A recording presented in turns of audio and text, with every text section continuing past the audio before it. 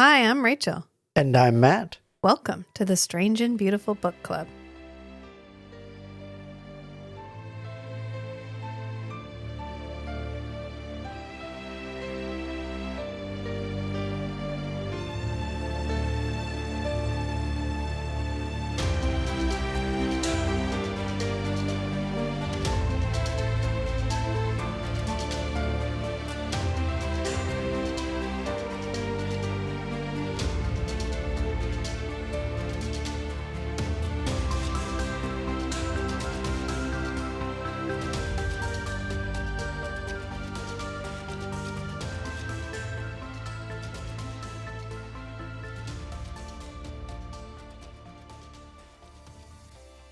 So we read Planet of the Apes. We talked about / complained about / discussed / slashed Planet of the Apes. And then we watched the movie from 1968 with Charlton Heston. With someone who lived through 1968. Yeah, with in a strange twist of fate, our Wi-Fi was not working and we had to go watch this with my mom. And let me just tell you that watching Charlton Heston be naked for an hour and 45 minutes was a real treat with my mother. Yeah. Yes. Who I think appreciated it more than I did. The peanut gallery. She was like, wow, he's really naked. This was his first nude scene. Yeah. And there's the a couple close-up shots he's wearing like some flesh, like nude underwear. Yeah, there's a couple briefs. times where he's clearly wearing something. But the long shots, I mean, there's bush. But literal bushes, like actual green growing. But then I mean, like, you can see the hair sticking out when he's like leaping into the water. Oh. Yeah, the one where we thought he was probably taped down. Yeah. Yeah. Oh, yeah, because it'd be flopping all over the place. Did we analyze whether or not this man was actually nude and whether or not there was any dick revealage? Yes. What podcast did you think you were listening to? We didn't go frame by frame yet. But also, there was a follow-up episode. There were a couple scenes where there's one where he's running out of the water and he's running towards the frame and he's like dodging around bushes and the camera is moving side to side and yet somehow he is covered the entire time. I respect so deeply the way they framed these movies. It is so skillfully choreographed between the camera movement and his movement. The amount of choreography, like there's a couple real long scenes where the camera is stationary and people are way in the distance and there are people coming in and out of frame. There's people walking in and out of like rock formations and all of that all had to happen in this one long shot. Without like, you can't hide a mic. Like they couldn't have an earbud. That's not a thing. They had to be able to cue each other. On top of the cliffs could have had a little radio. Yeah. But it would all have to be coordinated by someone behind the camera to say, oh, we're shooting from this angle. Charlie and the gang are at this point. Now, Group C needs to come out to the cliff. Yeah, and Jerry Goldsmith composed this. Let's generously call it a score. And I really hope that somebody checked on him afterwards to make sure he was okay. Yeah, there were parts that had melodies. Yeah. But they were few and far between. It was mostly just like crashing sounds. Like, you know what? It fit the tone. There were definitely, like, it made it stressful. Yes. Because it was very chaotic, and where they wanted it to be chaotic, it was really chaotic. And there was a lot of like drums, and it really fit. But it was so not what you would expect from Jerry Goldsmith that I was like, oh, seriously?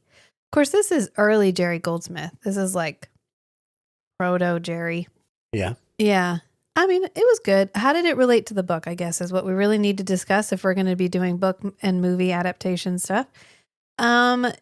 I think that Taylor was a jackass, and in that way, he fit.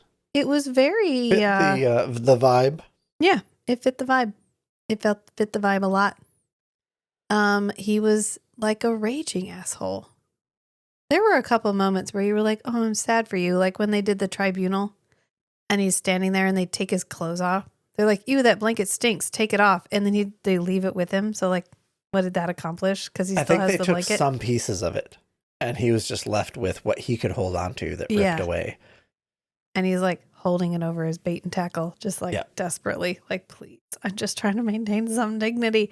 And then he's like, can I talk in my own defense? And they're like, no. And I was like, well, that's kind of sad.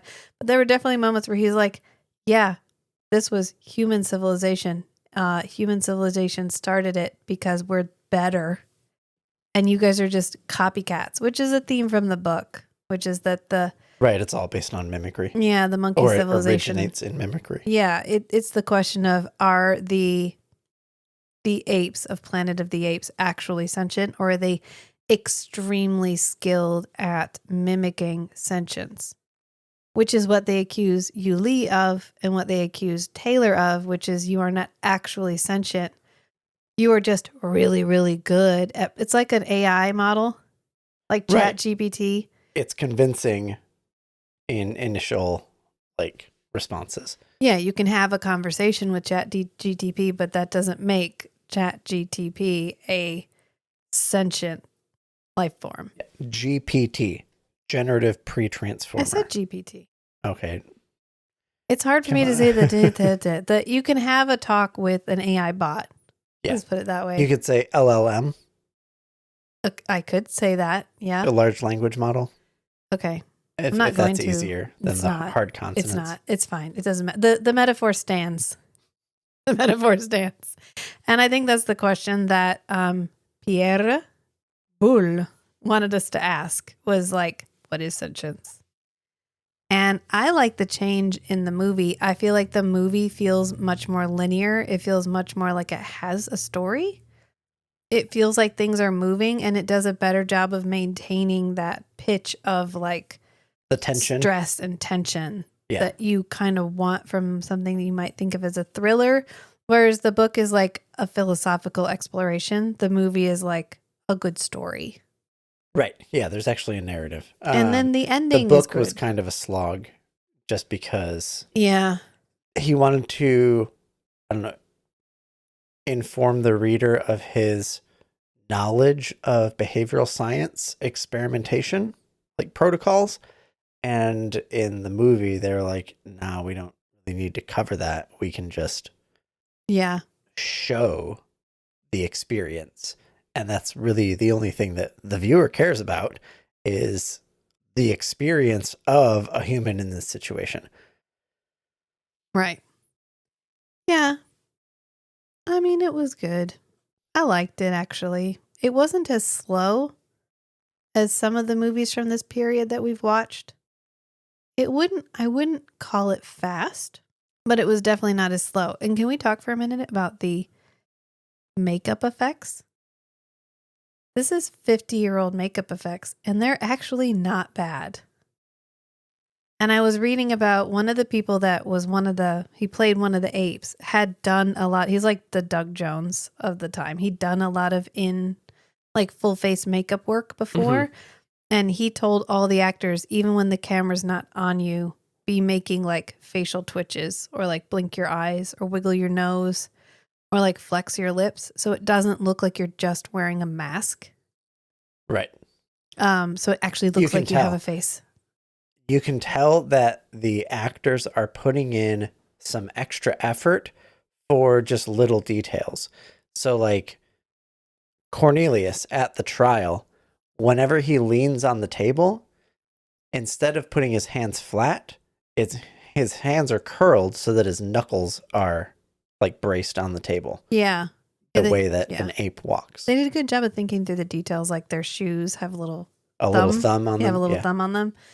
And seeing the humans strung up at the beginning, and then doing the standing on the people and taking a picture. Yeah. All of that was suitably gruesome.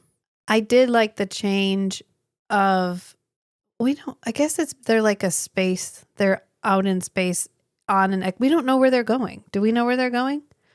We know for some reason we're allowed to smoke cigars on this spaceship. Yes. We don't find out what went wrong. We don't know what happened. We don't know why they got turned around. We don't know what their mission was. Yeah. We don't know what went wrong.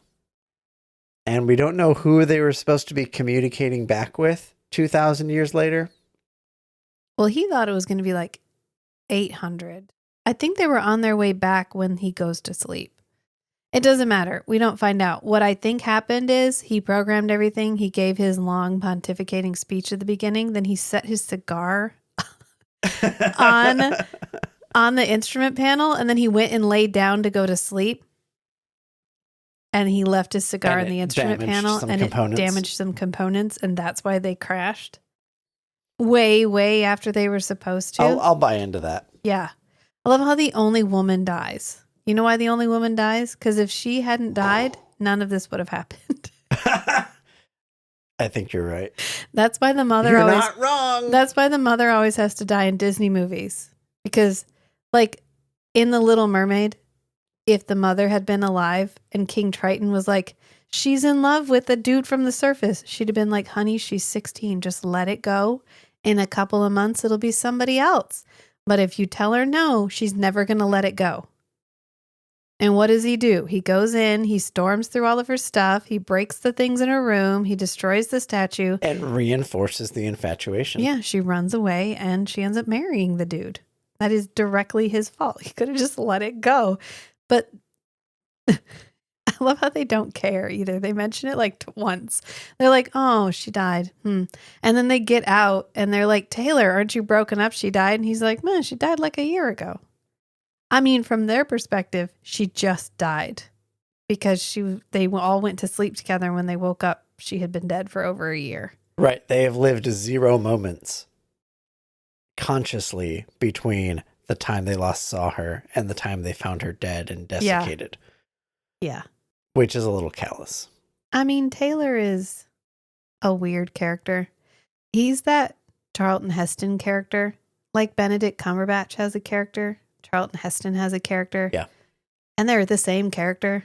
They're like the smart asshole who can talk his way out of anything and is always offering you what sounds like solid advice or like helpful information, but is actually an insult. Like when the one guy is burying the flag, like he's planting the American flag, and they turn back and Taylor starts laughing and he's like, oh, and the camera pans up Charlton Heston and like over his face and then up to the sky. It's the weirdest shot. It's so unhinged. It's right. Well, he is a little unhinged at the moment. I think they all are. Well, because they didn't expect to be stranded without their equipment, their technology. They're stranded without anything but their metal backpacks. Right. Which has 3 days worth of food for some reason. And they don't in any way question that they can breathe here. They're like, yeah, we must be on some planet out by the Vega system, or they come up with a couple of ideas. It's a planet near the constellation Orion. Yeah. And I love that it's not. I love that it's Earth. It just wraps the whole mystery up. Which is, I think, a reference to the Beetlejuice, which is the armpit of Orion. Yeah. Oh, I mean, it's definitely that. But apparently there were 3 endings. Ooh. And this was the one that Charlton Heston was like, I think this one hits y'all. The one where they're on Earth? It's kind of like in Star Wars. Can you imagine watching Empire Strikes Back cold? And you had no idea that Vader was Luke's dad? I just saw a reel where someone was like, Empire Strikes Back, and they're just time-lapsing through the movie like, okay, yeah, like standard, like, blah, blah, space adventure thing. And then you get to, oh no, he didn't. What? She said she loved him, and he just said, I know. What? He can't be his father. Yeah, the ending it's like everything. Yeah. Can you imagine watching that? Just like everything significant happens at the end. You know, some things have so entered the zeitgeist that they no longer, they've lost their shock value.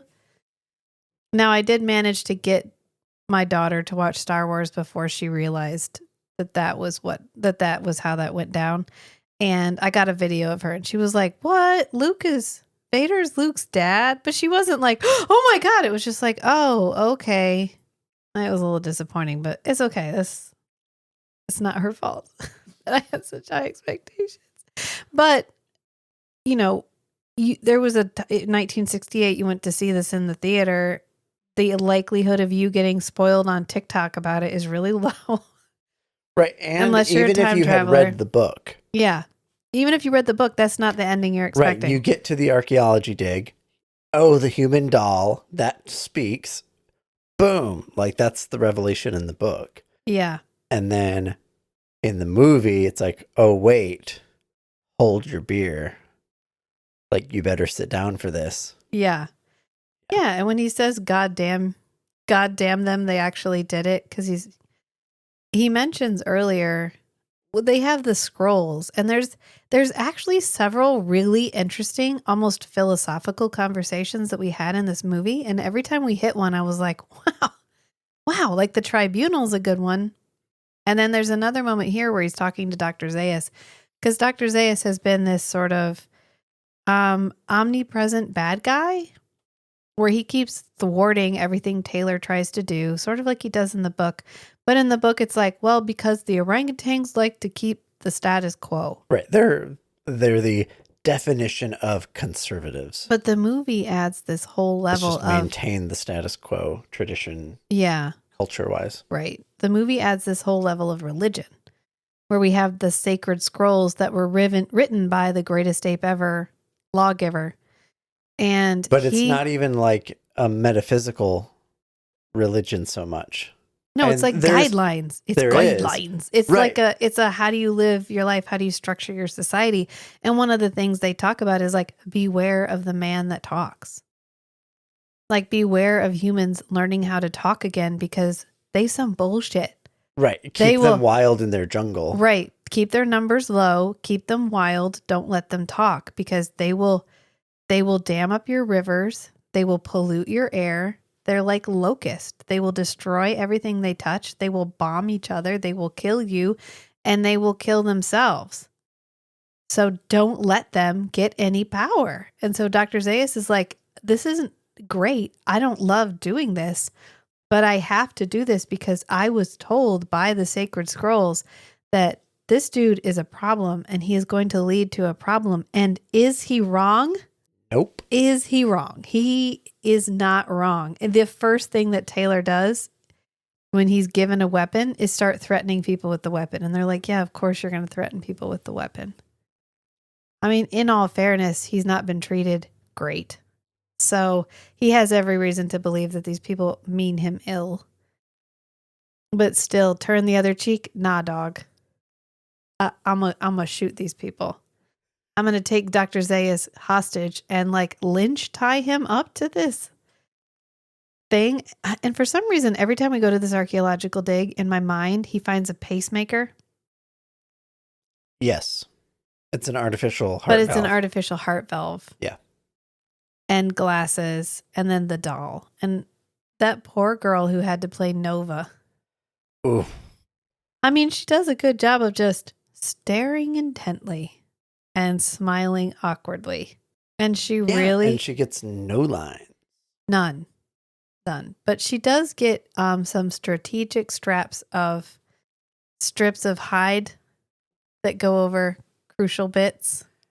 Oh yeah, it's like they made the form-fitting outfit and then they cut out some holes very strategically that wouldn't like reveal too much. I hate to go back to Star Wars, but it kind of reminds me of Padme's outfit when they're in that like fighting pit and she's got a whole white outfit on and she just gets like slightly slashed across the stomach and all of a sudden midriff. She's got like a crop top on. Yeah.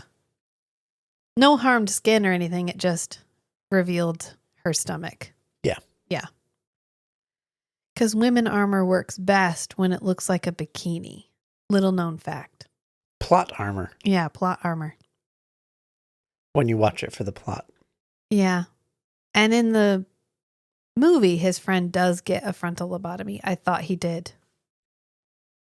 Landon? Is his friend's name Landon? Yeah. Yeah, Landon is the older guy. Where's Landon I don't know. One of them gets shot. They changed the names. One of them gets captured, and then he gets a frontal lobotomy. He says you cut out his memories is what he refers to it as, which sounds terrible. And then they threaten him with like death of personality. Right. Because they're going to. Which means they know what a lobotomy is. They're going to geld him first of all. Right. And he's like, oh, hell no. I love how that's the straw. Like, he's been hanging out for months, apparently, because he talks to Zira and he's like, it's been months. Where have you been? So he's just been hanging out with Nova for months, just fucking in the straw, Like in the I guess. book. Yeah. And then they come in and they're like, oh, that And guy's... his throat's finally healed. Yeah. Which conveniently happens when he gets captured, like after he's running. And that's the get your paws off me, you damn dirty ape. It's probably like he had gotten habituated to the fact that he could not talk because there was damage. Yeah. And so he had just stopped trying. Well, they say his throat's almost healed. Until he got stressed enough. Yeah. To try talking again. Plus he got like a rope wrapped around his neck a bunch. So maybe it broke something loose. Loosened up the scar tissue. Yeah. Because he gets... This was a physical movie for poor old Charlton. He's Mr. getting Heston grabbed and dragged and all shot kinds with of a stuff. hose. He gets shot with a fire hose. He gets dragged around by the neck. He gets wrapped up in a net and dragged across the floor. He gets dragged behind a horse. He's getting manhandled in and out of every room. He's got to jump naked into some water. We did not get Nymph of the Torrent. Nobody at any point said Nymph of the Torrent. I mean, come on. It's the best one-liner from the whole book. And we didn't even bother to put it in. Nope. Actually, we didn't keep a lot from the book. Yeah, they're traveling in a spaceship near the speed of light. So time travels. They I guess, travel through time. But it's just like a regular small spaceship. Right. And they sleep. They have like hyper sleep. Right. They sleep instead of like living in this giant. Yeah. And the whole ship crashes, not just the launch. Yep. So they're literally trapped there. Yeah. Which is why he's a little unhinged walking away from it, because there's literally no way for them to return to Earth. Well, he says later, there was nothing holding me there. Like, I had nothing to go back right. to. Yeah. He didn't go. The little that they did talk about why they went. Yeah. Well, he just went because he thought there's got to be something out here better than humanity. Right. And he accuses the other guy. Like, he is out of the gate abrasive because he's talking to one of the other guys and he's like, why'd you even come on this expedition? Was it just for the clout? Were you clout chasing? Is that why you're here?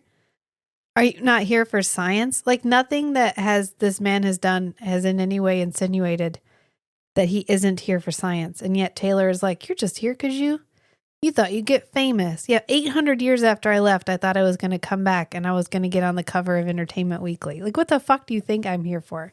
And then they pass out of the Forbidden Zone, which we never talk about what those things are on the scarecrow things. Right. The X, nothing. No, everyone's like, oh yeah, that's the Forbidden Zone. Are those corpses? That's a warning. Is that skin? Are those is that human hair? What the fuck is on the X things? I don't know. It's something scary. We don't know. Maybe they cover that in the second one. Don't worry about it. Or the third one. Or the fourth one. Or maybe the fifth one. Or the revival in 2001 with Tim Burton. Or the current series. Now I'm like, should we do a series where we watch all of Planet of the Apes? No. No. You know what's weird is I have literally never had a desire to watch this series. Upon watching this, I realized I've never watched this thing the whole way through. Yeah. I have seen other Planet of the Apes movies. Like, I have snippets in my memory. But it must be from a later one. Maybe because they're like breaking humans out of cages. Yeah, maybe we should watch the 2001 one with Tim Burton. I just want to know who was like, y'all, let's bring back that Planet of the Apes shit. That shit was gold. And someone was like, yeah, but you know who I think we need to get to direct it? The Edward Scissorhands guy. I think he could really do a good job. He's got something to bring to the table. And I want to know, does Johnny Depp have a cameo? I have no memory. He's got to be in it. It's Tim Burton. It's Tim Burton. I mean, they should have broken up a long time ago, but not all toxic relationships end, I guess. I don't know. Like, they're just together. I don't know. I remember watching it and I remember thinking, oh, that was all right. And then I remember it not being well loved, but then someone was saying online that like it was, but it's like Reign of Fire. Remember when Reign of Fire came out? Everyone was like, this is shit. This shit's shit. It was terrible. Everybody hated it. I don't remember anybody saying anything bad about it. It was the CG. There was a huge backlash against CG at the time because George Lucas had just released episode 1. And overdid it. And he overdid it. And it was the first movie where we really incorporated a lot of CG effects and people were not ready. We didn't get eased into that. We were just like ripped off the Band-Aid. And then there was this huge backlash against it for a long time because people were using it and they didn't look that good. And now it doesn't matter because they look fine, but now they're somehow worse. I don't know. That's the whole thing we need to digest another time. But I think it's interesting that they keep referring to the area where the humans live as the jungle, but they in no way ever went through a jungle. Like they saw a couple of scrub bushes after they came out of the Forbidden Zone. The Forbidden Zone, which always reminds me of Superman. Well, I'm making a lot of references. Superman where they have the Phantom Zone. Yeah. Yeah. The Forbidden Zone. And yeah, because and then they're in a cornfield with a bunch of humans. They're mostly in farm fields. Yeah. Rather than a jungle. And the humans are like, because they steal their clothes because they find the waterfall. And so they give chase. They find strategic pieces of clothing. Like the humans dropped some pants and a caftan. I don't know what the one guy's wearing. Looks like a caftan. And they're like, oh, dang it. And so they're chasing after the humans, which the clothing thing doesn't make sense because all the humans are clothed, which get some courage. If you're going to adapt a movie. Commit to the bit. If you're going to adapt a movie where everybody's naked, everybody should be naked. It's like John Carter. In John Carter, everybody is naked. The entire book. And yet, they all wore clothes in the movie. Come on, commit. I remember my mom rented a movie and made us all watch it. And it was in like a rainforest somewhere. And some business moved in and got a bunch of the like indigenous people to like, I think they were trying to assimilate them into a more Western like town. Yeah. And so they had them all like working at a restaurant, whatever. But then eventually they're all like, fuck this. And they all run back into the jungle and rip off all their clothes and throw them. And then it's like 40 or 50 naked people just running around in the woods and they stay like naked for the rest of the movie. Your mom made you watch this movie? I don't think she knew there was going to be all that nudity. Okay. But they committed. Okay. They're like, oh, indigenous tribes would be mostly nude. I'm so curious now. Sure. Did she turn it off when they all got naked? No. Was it Last of the Mohicans? Oh, no. This was like South American rainforest. Oh, okay. Interesting. There was a documentary that used to play on Discovery all the time, and it was about this tribe that had a penis gourd, and it was this long gourd, like long. It looked kind of like bamboo, and men wore them, and that is all they wore. Okay. And you could put your penis in it, and then they would like tie it around their back, but like ball sack just hanging out. Okay. And for some reason, that played on the Discovery Channel all the time. And every time it came on, Mom wanted to watch it. Just looking back is way weirder to say that out loud. So I watched that documentary like a lot. And I was always like, because, they did the like dance where they would dance around and things move when you dance. And they would always do that low angle, like people passing by. Yep. And I feel like that was really formative because I still remember it. And I think it's because it was cable. Like, remember when things were cable? This was on cable. And you paid for it. And if you paid for it, they could get away with some shit. It's kind of like at the end of this movie, when he says, God damn them, they finally did it. They wanted him to not say God damn. Right. Because we say damn it a lot, that's fine. But God damn it, no, step too far. And he was like, no, I'm saying God, comma, damn them. They finally did it. Right. And they were like, oh yeah, I buy that. That's fine. And that's why he got to keep it in. So props. Props to him for arguing for keeping that in. Are you trying to find the title of the movie? Yeah. Mom, what was that movie you made us watch that one time where all the people were naked? Blue Lagoon? No? Okay. God, Blue Lagoon. What a fucked up movie that is. I say, riffing while Matt is Googling things on his phone. Brooke Shields sued somebody over that movie because she was like 15. And the director was trying to get her and the male lead to actually hook up. Ew. To increase their chemistry. I mean, come on. It's okay if it's for art. I don't mean that at all. It's not okay. You know what movie we need to do for the podcast? Barbarella. An angel doesn't make love. An angel is love. You can pause it. So Pierre Boulle thought this was unfilmable. And we mentioned in our discussion about the book that I remember this makeup being really good. And I think it is really good.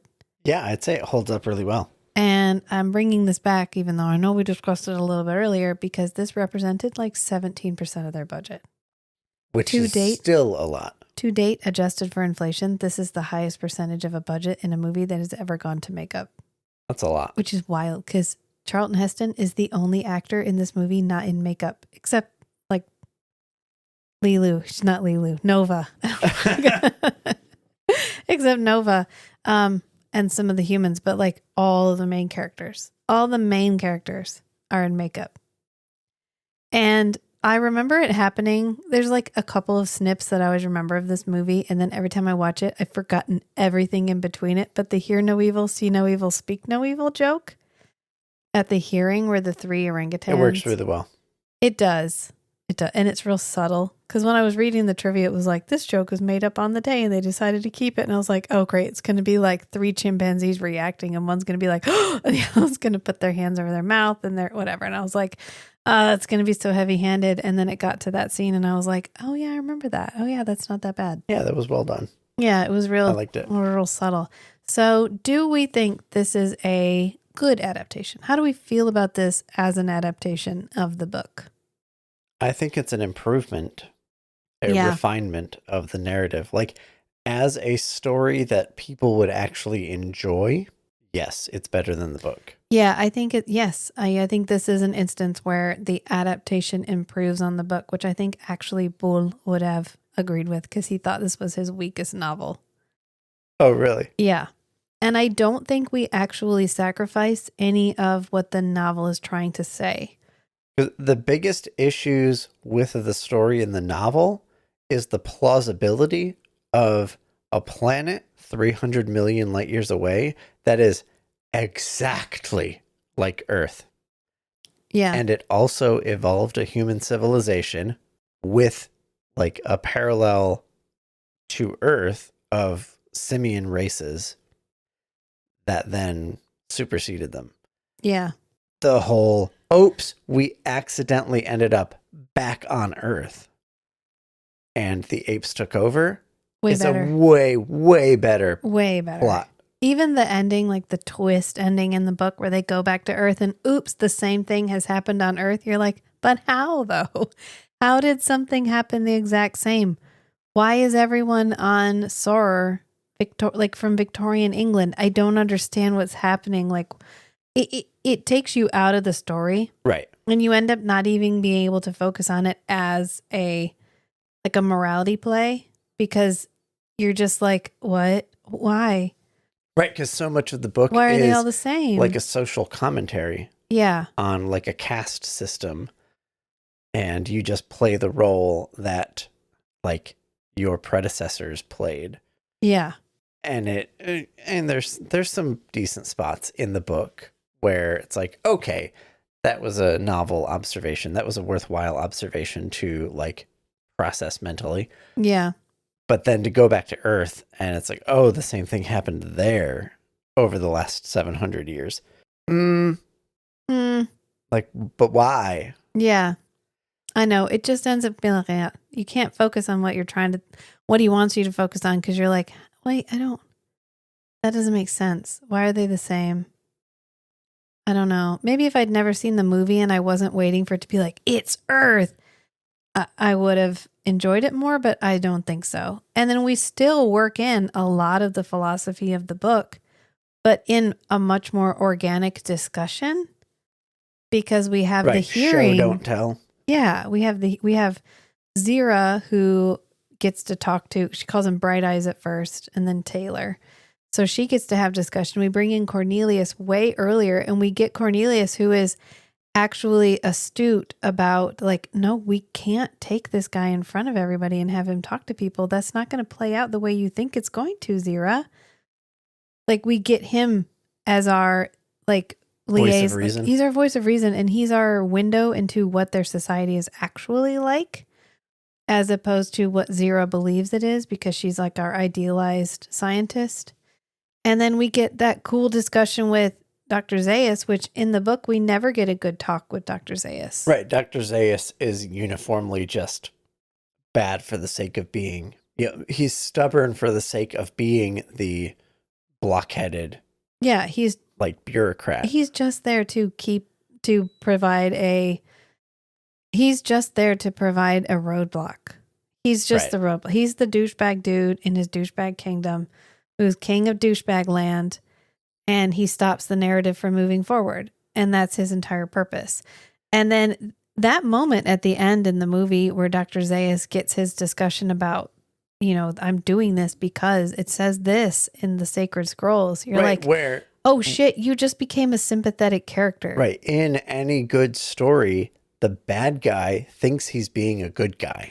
You should be able to get the justification of Dr. Zaius has good reasons to believe that the things he's doing are for the greater good. Yeah, and he's aware he's harming Zira and he's harming Cornelius, but he deliberately gave them a charge that was very short-lived. He's like, heresy's just 3 years.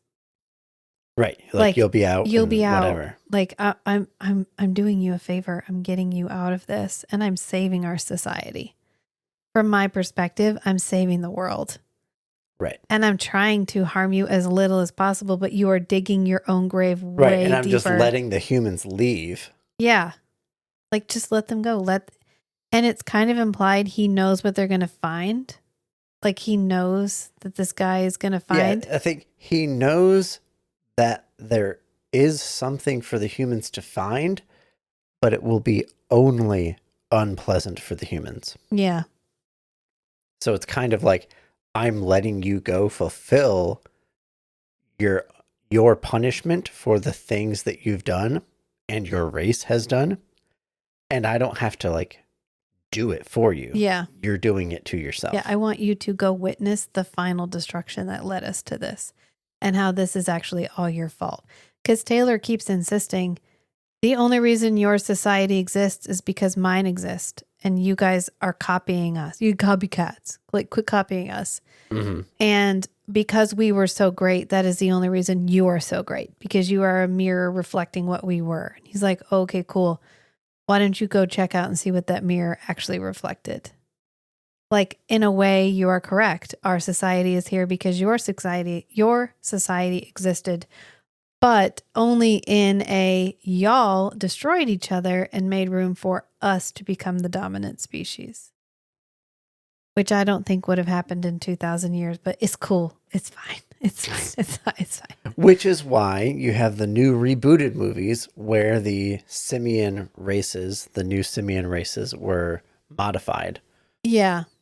Yeah, they were. And that's what kickstarted the simian well, I think races it's more of like that's a stepping up. Retconning the canon, like going back and being like, oh, it's because we were making better right, and I think that's isn't that Rise of Planet of the Apes? Yeah, that's an attempt to rationalize the backstory so that you could have a plausible development of events that results in the 1968 Planet of the Apes. I mean, that makes sense. I think the funniest thing about this whole film series to me is we never ditched the full Planet of the Apes.